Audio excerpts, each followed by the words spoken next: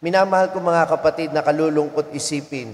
Hanggang ngayon po, yung pagtatalo-talo at pag-aaway ng mga magkakamag-anak dahil sa ari-arian, hanggang ngayon, nangyayari pa din yan.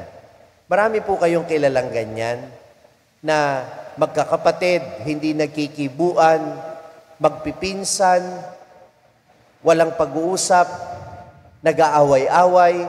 Anong pinag-aawayan? Lupa, pera, hanap buhay. At nakalulungkot isipin na nasasakripisyo ang mga ugnayan, hindi ka masaya dahil alam mong meron kang mga inaargabyado o katalo mo ang minsan kadugo mo mismo.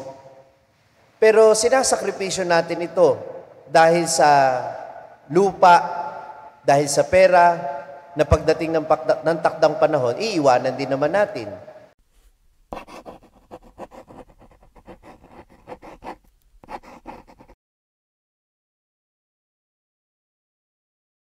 Sumainyo ang Panginoon at sumaiyo rin ang mabuting balita ng Panginoon ayon kay San Lucas.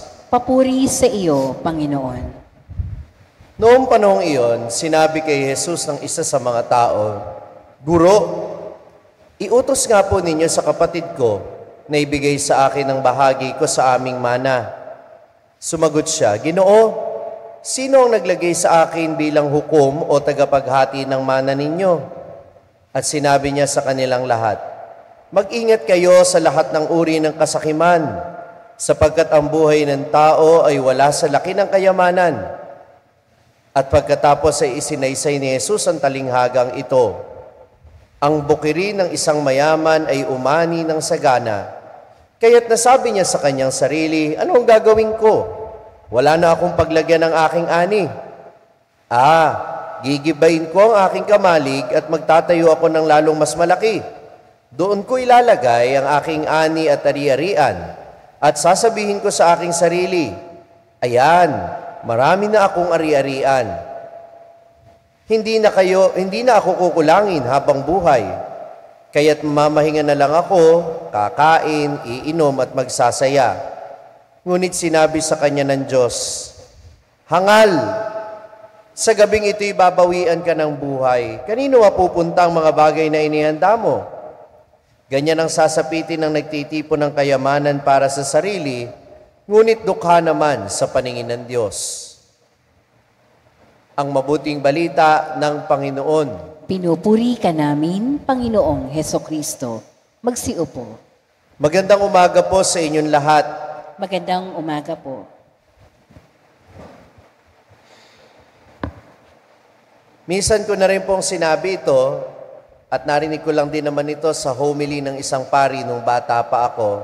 Sabi niya, tayo ay naghahanap buhay para mabuhay at hindi tayo nabubuhay para maghanap buhay. Ibig sabihin, kung tayo man ay kumikita, salamat sa Diyos. Ito'y biyaya sa atin para tayo ay mabuhay. Pero baka mabulag tayo ng napakaraming alalahanin sa mundo, gastusin, bayarin, makalimutan natin na ang mahalaga ay maging makabuluhan ang buhay natin at hindi lang yung mapaunlad natin yung hanap buhay natin para matugunan ang lahat ng bayarin o magkaroon tayo ng maraming ipon. Kasi bandang huli, kahit marami tayong ipon, hindi naman tayo magiging masaya kung binaliwala natin ang buhay natin dahil buong buhay natin nakasubsob lang tayo sa trabaho o paghahanap ng pamamaraan para lalo pang lumaki ang kita natin. Ito ang nais ipaliwanag ni Jesus sa lumapit sa Kanya upang humingi ng tulong na sabihin sa kanyang kapatid na ibigay ang kanyang bahagi ng mana. Kung tutusin, nung panahon ni Jesus, nakagawian na ng mga tao na yung mga may problema, away pamilya, o mga pagtatalo ay lumalapit talaga sa mga guro o mga rabay para matulungan sila na malutas ang mga problemang ito. Kaya nga, it was expected of Jesus to help them. But what did Jesus do? Anong ginawa ng Panginoon? Tinulungan sila, hindi para ma-resolve yung conflict ng pamilya, tinulungan sila upang maunawaan nila kung ano ang talagang problema. At nang sa gayon, ay hindi lang magkasundo yung magkapatid dito sa lupa, kundi makaroon ng pakikipagkasundo ang taong ito sa Diyos sa buhay na walang hanggan. Because the real problem here is not the wealth that they have. The problem here is selfishness, greediness. Ang problema ay hindi lang naman yung pagtatalo nilang magkapatid dahil sa mana. Ang problema dito ay yung kasakiman sa ikabubuhay o dun sa kayamanan na iniwan sa kanila. Kaya, imbis na magbigay si Jesus ng payo o imbis na mamagitan siya dun sa magkapatid na nagtatalo tungkol sa mana, ipinaliwanag niya na hindi dapat mamuhay sa kasakiman ang tao. At gumamit siya ng isang kwento para isalarawan ito. Isang tao na kumikita ng malaki, pero hindi na kontento, kaya gusto niyang palakihan pa, at yung kanyang kamalig, yung lugar kung saan niya iiimbak ang kanyang kayamanan, pero kalaunan, namatay din. At ang sabi ng Panginoon, hangal, saan mo ngayon gagamitin lahat ng pera mong yan?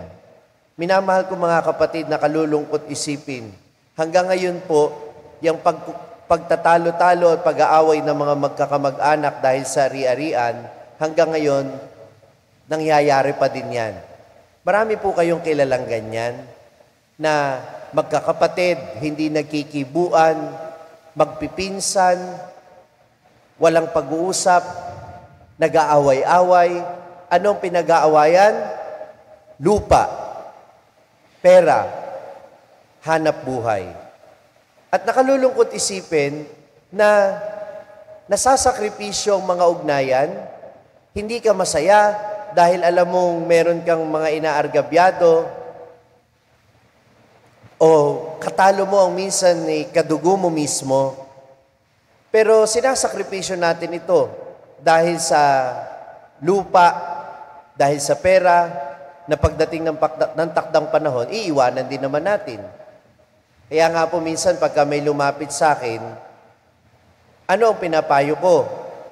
Father, ano po bang gagawin ko? May away po kami sa lupa. Father, inaagaw po ng kapatid ko. O kaya naman kumbinsido siya na yung parte ng kapatid niya dapat sa kanya din yun. Sabi ko, una, mapapanatag ba yung loob mo pag nakuha mo yan? Pangalawa, aanhin mo ba? Katumbas ba yan ang kaligtasan ng kaluluwa mo? Pangatlo, mas matimbang ba yan sa ugnayan mo sa kapamilya mo? Pang-apat, bakit ka sa akin lumalapit? Hindi ako abogado. At siguro ganun din ang punto ni Jesus. Hindi siya naparito sa mundo para mamagitan lamang sa mga problema nating makamundo. Kuminsan, bago tayo lumapit sa Diyos, tingnan muna natin, ito bang concern natin ay may kinalaman sa kaligtasan natin? O itong concern natin na inilalapit sa Kanya, lalo lang magpapalalim ng pagiging makamundo natin. Tandaan natin na ang punto ng paglapit natin kay Jesus ay hindi lang para solusyonan yung mga problema nating makamundo. Ang dapat na inilalapit natin kay Jesus ay kung paano tayo mas mapapalapit sa langit. Kung paano tayo mapagkakasundo, hindi lang dito sa lupa, kundi sa ating Diyos. Dahil bandang huli, lahat ng lupang pinag-aagawan natin, iiwanan lang natin yan. At ang lupang mamanahin natin ay hindi matatagpuan dito sa mundo, kundi sa piling ni Jesus. sa buhay na walang hanggan. At bago pa tayo makalimot, bago tayo bawian ng buhay, sana maging malinaw sa atin na ito ang punto ng buhay. Hindi ang magkamal, kundi ang magmahal. Aanhin ang kayamanan kung punong-puno ka naman ng kalungkutan at hindi panatag ang iyong kalooban. Tandaan, hindi masama ang maghanap buhay, pero huwag kang mabuhay para lang maghanap buhay. Amen. Mula sa makasaysayang simbahan ng Baraswain, binabati ko kayong lahat at nagpapasalamat ako sa patuloy ninyong pagsuporta sa aking social media ministry, ang Sa Madaling Sabi. Ang aking mga pagninilay araw-araw ay maaari din po ninyong marinig sa #1 Catholic prayer app sa buong mundo, ang Hallow app. Alam nyo ba na maaari din ninyo itong i-download ng libre sa inyong Google Play Store at Apple App Store para manatili kayong updated sa mga pagninilay sa Ebanghelyo araw-araw. Gayun din naman, huwag niyong kalimutan na i-like at mag-subscribe sa aking social media platforms na makikita po ninyo dito sa ating screen para manatili kayong updated sa mga bagong contents. Maririnig din ninyo ang aking podcast sa Spotify. Naglalabas po ako ng content every Thursday at yan po ang Sabihin Mo sa Akin. Kung na-inspire at na-bless ka ng reflection na ito, huwag mo sanang kalimutan na i-share din ito sa mga kapamilya o kaibigan mo na nangangailangang marinig din ang mensaheng ito. Ako po si Father Franz Dizon, ang content creator ng Sa Madaling Sabi, sharing the message of salvation. Hanggang sa muli.